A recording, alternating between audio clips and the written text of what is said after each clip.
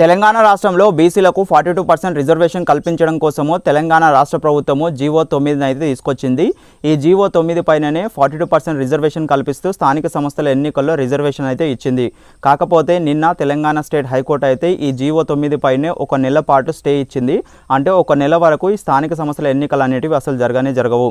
అదే కాకుండా అన్ని పార్టీస్ ఉంటాయి కదా, అన్ని రాజకీయ పార్టీలు మొత్తం 2 వారాల్లో దీనికి సంబంధించి మళ్ళీ కౌంటర్ దాఖలు చేయాలని చెప్పి తెలంగాణ స్టేట్ హైకోర్టు అయితే తెలియజేసింది.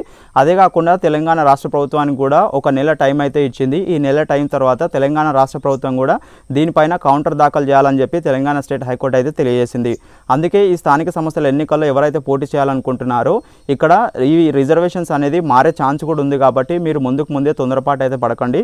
ఎందుకంటే తెలంగాణ రాష్ట్రంలో స్థానిక సంస్థల ఎన్నికలు నిర్వహించక 2 సంవత్సరాలు అయిపోతుంది దగ్గర. కాబట్టి ఈ రిజర్వేషన్స్ పాతవే పెట్టేసి కూడా ఎన్నికలు పెట్టే అవకాశం ఉంది. ఒకవేళ ఈ 1 మంత్ తర్వాత మళ్ళీ ఒకవేళ తీర్పు బీసీలకు అనుగుణంగా వస్తే ఇవే రిజర్వేషన్స్ ఉంటాయి, లేకుంటే పాత రిజర్వేషన్స్ పెట్టి స్థానిక సంస్థల ఎన్నికలు అయితే నిర్వహిస్తారు.